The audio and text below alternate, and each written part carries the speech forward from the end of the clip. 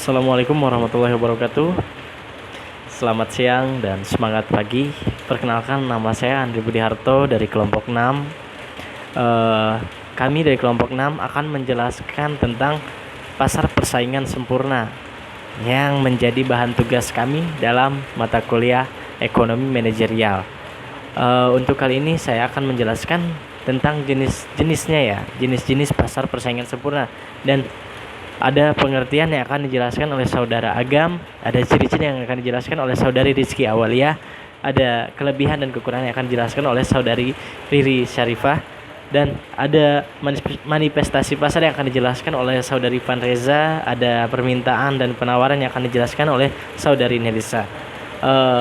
Baik, beralih ke presentasi selanjutnya, yaitu di slide pertama, yaitu ada pengertian yang akan dijelaskan oleh Saudari Agam. Kepada Saudari Agam kami persilahkan. Assalamualaikum warahmatullahi wabarakatuh. Saya akan menjelaskan tentang pengertian pasar persaingan sempurna.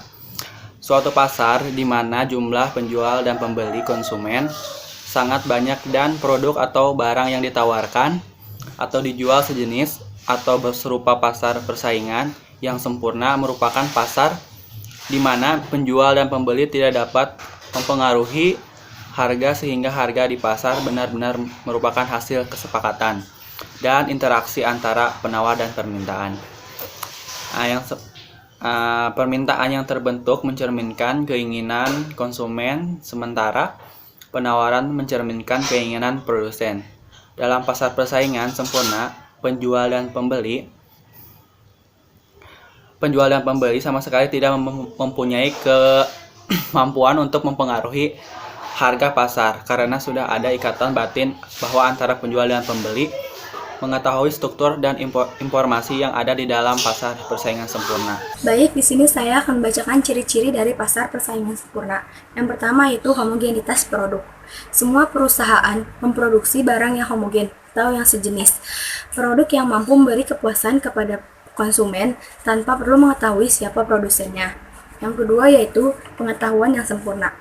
Para pelaku ekonomi memiliki pengetahuan yang sangat sempurna tentang harga, produk, dan input yang dijualnya. Yang ketiga yaitu output perusahaan relatif kecil. Perusahaan dalam industri dianggap berproduksi efisien. Demikian, jumlah output setiap perusahaan secara individu dianggap relatif kecil dibanding jumlah output seluruh perusahaan dalam industri. Yang keempat yaitu perusahaan menerima harga yang telah ditetapkan oleh pasar atau disebut price taker. Perusahaan menjual produknya dengan berpatokan pada harga yang telah ditetapkan oleh pasar. Secara individu, perusahaan tidak mampu mempengaruhi harga dalam pasar. Yang kelima yaitu keleluasan masuk keluarnya pasar. Dalam pasar persaingan sempurna, faktor produksi mobilitasnya tidak terbatas dan tidak ada biaya yang harus dikeluarkan untuk memindahkan faktor produksi. Yang keenam yaitu tidak ada hambatan dalam mobilitas ekonomi dari suatu usaha ke usaha lain. Yang ketujuh yaitu pemerintah tidak ikut campur tangan tentang harga baik langsung maupun tidak langsung. Dan yang terakhir yaitu pembeli dan penjual bebas mengadakan perjanjian tanpa ada campur tangan pemerintah.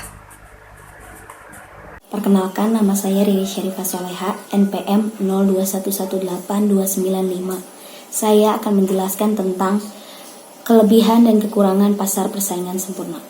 Kelebihan pasar persaingan sempurna yang pertama, tidak adanya penguasa di pasar, yaitu di mana setiap perusahaan memiliki kekuasaan yang sama di pasar tersebut. Yang kedua, dapat mengoptimalkan sehingga lebih efisien. Yang ketiga, dapat meminimalisir biaya promosi dan iklan. Yang keempat, informasi pasar yang sudah jelas. Kekurangannya, yang pertama, kualitas semua barang hampir sama, tidak ada variasi. Yang kedua, inovasi. Mereka sangat minim karena produk yang dijual sangat serupa. Yang ketiga, terlalu efisien sehingga menyebabkan kondisi sosial yang buruk di pasar tersebut. Saya di sini sebagai Van Reza Rapsanjani akan menjelaskan pasar persaingan sempurna, yaitu ada 3. Yang pertama, ada pasar persaingan sempurna non-monopoli. Non-monopoli yaitu yang dimaksud dengan tanpa ada satu penjual atau penjual tunggal, tetapi banyak penjual lainnya juga yang berada di pasar dan tidak ada juga yang disebut sebagai produsen tunggal di situ pun. Nah, yang kedua ada non-oligopoli. Non-oligopoli di sini dimaksud karena tidak ada penjual 2 atau 3 yaitu lebih, tetapi masih mendominasi oleh penjual tertentu. Dan yang ketiga ada juga pasar persaingan sempurna non-oligopsoni dan monopsoni, di mana pasar persaingan ini tidak ada yang sebagai penjual tunggal maupun penjual dengan satu barang dan satu penjual, tetapi banyak penjual dan harga pun tidak bisa, walaupun banyak penjual harga pun tidak bisa seenaknya oleh beliau, dan juga tidak bisa ditentukan oleh penjual, ditentukan oleh harga saingan pasar tertentu. Terima kasih. Perkenalkan, saya dari Saisa Putri, saya dari kelompok 6. Di sini saya ingin menjelaskan contoh manifestasi pasar persaingan sempurna. Contoh dari pasar persaingan sempurna ini, kami mengambil contoh dari semisal kita pergi ke pasar untuk membeli tomat, dapat banyak penjual dan pembeli. Kita menanyakan kepada penjual harga tomat 1 kilonya itu 30.000. Kemudian kita pergi lagi ke suatu tempat untuk menanyakan berapa harga tomat juga.